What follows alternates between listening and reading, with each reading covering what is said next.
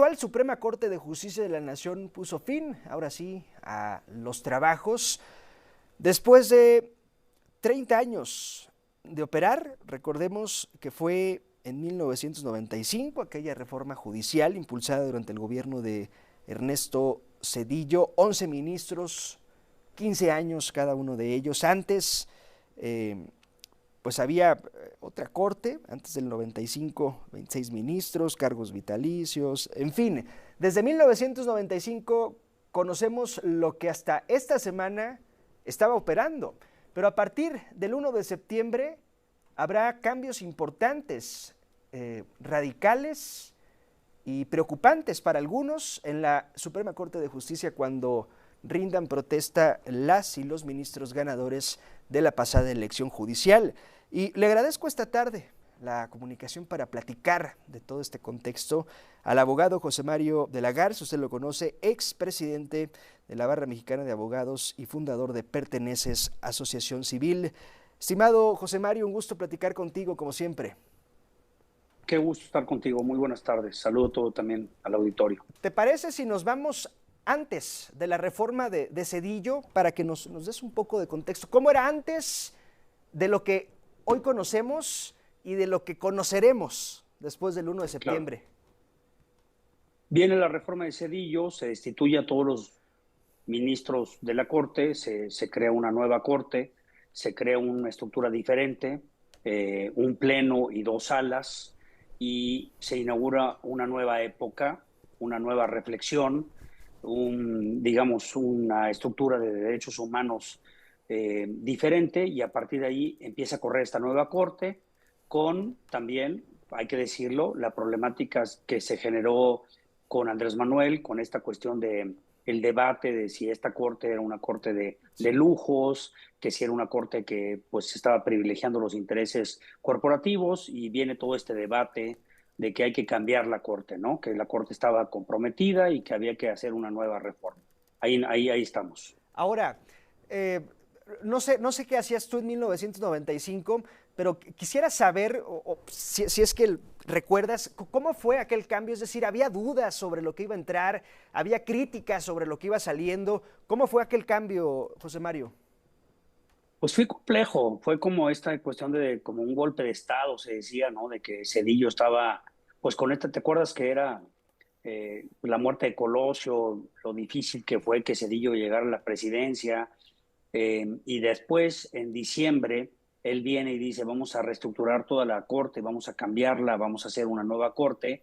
Se manejó con los abogados, yo me acuerdo, como esta idea de que se estaba dando un golpe, porque acuérdate que se destituyó a todos los ministros en aquel momento, ¿verdad? Se les Sí. pidió que abandonaran la corte, viene una nueva designación, y pues había muchas críticas, como las hay ahora, ¿no? Estas dudas de si realmente esta corte iba a funcionar, si realmente iba a ser una corte independiente. Igual me recuerdo que era pues un tema muy crítico, se cuestionaba. Zedillo llegaba también en un momento muy difícil políticamente, y había muchas expectativas de los abogados de cómo iba a funcionar todo esto. Finalmente, te quiero decir que creo que con toda la discusión que ha habido respecto a la justicia en México, creo que se hizo un buen papel, ¿eh? Si Sí. tú haces un corte del 94 a la fecha y ves las decisiones, las sentencias, lo que dijo la Corte, y analizamos, yo creo que hay que analizar a la Corte a través de sus sentencias. Creo que es como debemos de hacer el análisis. ¿Qué fue lo que dijo? ¿Cómo resolvió los casos? ¿Qué fue qué fue lo que se manifestó en las sentencias? Quitando la parte política, ¿no? Que es muy compleja y ha habido mucho debate, Sí. porque en México hay mucha discusión de la justicia. Y la justicia, déjame decirte, no necesariamente está en la Corte, está en los tribunales comunes, Sí. está en las fiscalías, En los está en otros ministerios lados. públicos, Exacto. las policías de Entonces, investigación, en fin.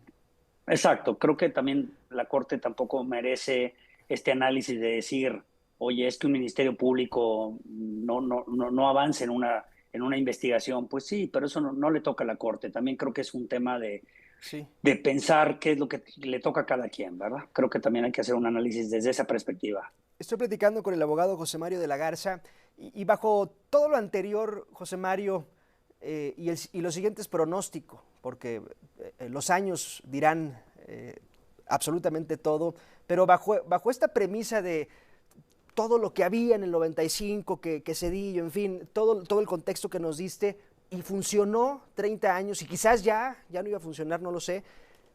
En 20 años, José Mario, si Dios nos presta vida, podríamos estar hablando de, pues sí, pues a lo mejor y pues sí funcionó, o de plano crees que estamos iniciando muy, muy, muy mal el nuevo capítulo en la Corte.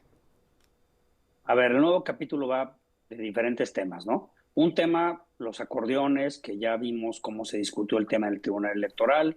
Creo que ahí hay un asunto que hay que analizar desde el punto de vista que va a decir la historia de cómo se eligieron a los ministros y las ministras. Creo que ahí hay un tema. Luego, un segundo tema, yo te diría, la independencia y la autonomía que está por verse, ¿no? Es una corte cooptada por por el oficialismo, por la presidenta, es una corte alineada a defender un proyecto o es una corte autónoma. Luego, ¿qué se va a hacer con los, más o menos, déjame decirte, hay como unos 2,000 expedientes pendientes de resolución? Hay que mencionar aquí que la Corte deja de funcionar como estaba actualmente estructurada, que era un pleno y dos salas. Las salas atendían diferentes materias. Con la reforma constitucional se eliminó esto y va a haber solo un pleno. Entonces, ahorita hay que distribuir más o menos 2,000 asuntos que están pendientes en los que van a llegar, ¿no? ¿Qué va a pasar con el tema de prisión preventiva? ¿Qué va a pasar con el tema de impuestos? ¿Qué va a pasar con Sí.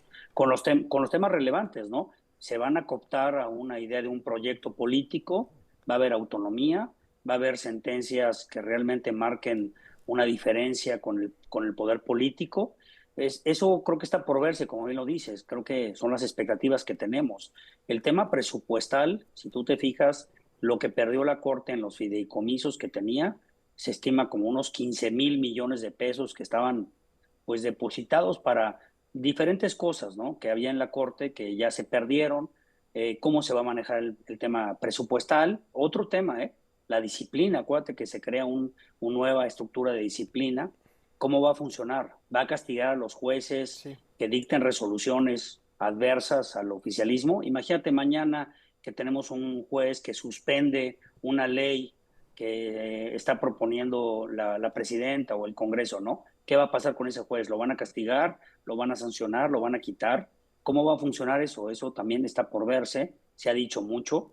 ¿Qué va a pasar con los nuevos jueces que llegaron, que vienen de acordeones y de estructuras políticas? ¿No? Creo que hay muchas interrogantes, porque el tema de la justicia de México, pues es un tema que está pendiente, ¿no? El acceso a la justicia, los miles de Sí. casos de impunidad. Creo que hay muchas interrogantes. Ahora están haciendo toda esta idea de la cuestión de la Corte desde un punto de vista indígena. Ya viste cómo está la agenda, ¿no? De los eventos, de la ¿Qué toma de opinas? protesta, ¿no? ¿Qué opinas, José Mario, de la probable incorporación de Vidulfo Rosales como colaborador de el ministro presidente, el futuro ministro presidente? Mira, yo creo que México tiene una deuda con los indígenas. Creo que eso hay que reconocerlo, ¿verdad? Hay un tema social importante, ¿no? A mí me preocupa que pensemos que la Corte tiene esa función. La Corte finalmente lo que tiene que resolver son las controversias que versan sobre la violación a la Constitución. A mí me parece que este enfoque social, que quiero decirte una cosa, yo soy un abogado que tengo una visión social que hay que resolver, pero creo que sí hay que reflexionar en cuál es la función de la Corte, ¿no? Resolver el tema de los indígenas, darles este bastón de mando, hacer ceremonias. No estoy muy seguro que ese sea un rol que tenga que tener la Corte. Sí creo que es un rol que tiene que asumir México. No sé si la Suprema Corte sea su función y deba ser esta como el rol que deba asumir. Creo que es un tema también que debemos de plantearnos, ¿no? ¿Cuál es el rol? Porque se está pensando ahora, ¿no? Hay que escuchar y hay que el dialogar Sí. con las comunidades. No, la Corte tiene que revisar expedientes, tiene que dictar sentencias y tiene que resolver casos que atenten contra la normativa constitucional. O sea, no es una estructura para escuchar y para resolver problemas sociales, ¿eh? Es una estructura para resolver problemas constitucionales. Es muy diferente este tema, ¿no? Entonces creo que ahí hay un asunto importante de qué rol se le pretende dar a la Suprema Corte ahora en este nuevo régimen. Me parece que esta idea, mira, hay dos temas bien interesantes.